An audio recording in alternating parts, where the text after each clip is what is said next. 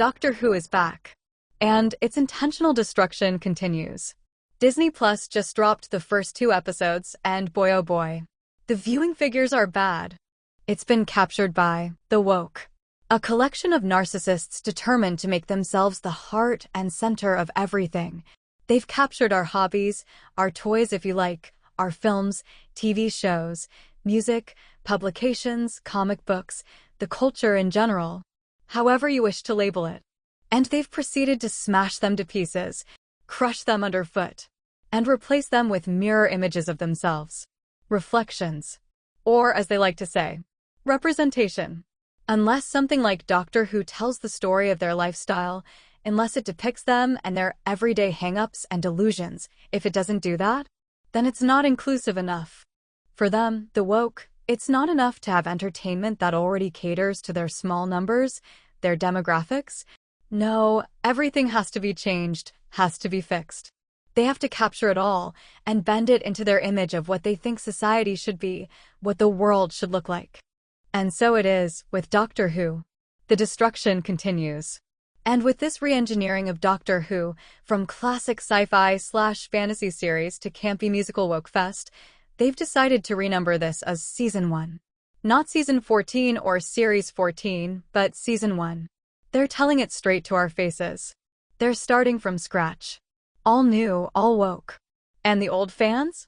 The traditional fans? The genuine ones? They can go get lost. The audience is disappearing. But let's face it, they've been telling the fans that they want to replace them anyway. Problem for them is, that new replacement audience, it just ain't turning up.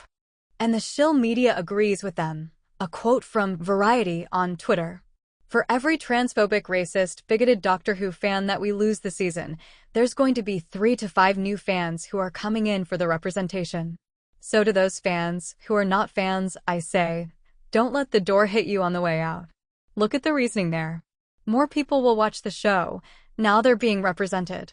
Not because the show is any good or better. That's how the mind of the woke thinks. Forget story, forget quality, it's just, am I in it? Am I represented? If not, I don't want to watch it. So there you go. So to all those fans who kept the show going for years, who kept the memory of the show going when it was cancelled, who were there to welcome it when it came back as New Who? Well, according to them, you're a bunch of phobes and bigots, and they hate you, and they want to replace you. Doctor Who has been captured. Well and truly captured. They don't like the show's original audience. Or most of them anyway. Russell T Davies wants a new replacement audience. One that agrees with him on everything, or at least on the LGBT stuff. And if you don't agree with him, you're a bigot. Well and truly captured.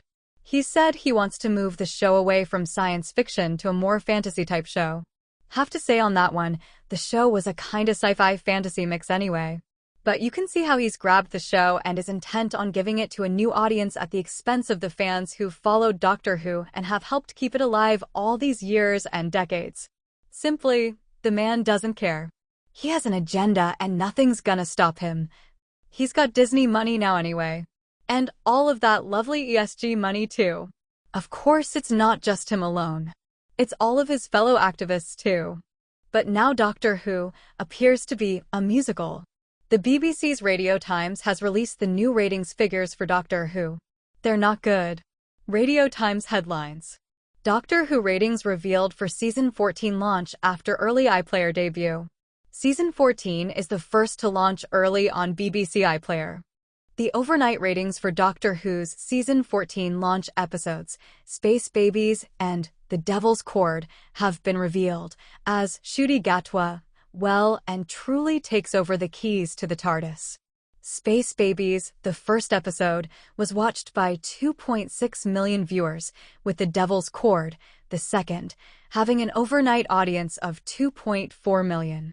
While the overnight figures are close to the lowest ever for the show, with Legend of the Sea Devils only securing an overnight audience of 2.2 million in 2022, it's not the whole story. It doesn't include viewers who watched on BBC iPlayer, who will be more significant than ever, due to this season being the first to debut early on iPlayer. Figures are also likely to have been affected by good weather in the UK. The weather. The weather. What? Climate change? Wow, that's scraping the barrel of excuses rather than just admitting that Doctor Who is dying. And woke is the attempted murderer. Season 14 of Doctor Who marks many firsts. It's the first to launch with a double bill, with the first 2 episodes being available at once, and it's the first to debut episodes early on iPlayer before airing them on BBC One later that day. It's also the first season after the BBC's deal with Disney, meaning episodes are being transmitted globally at the same time for the first time ever. Here's a tweet from Golden Age Geek. Breaking!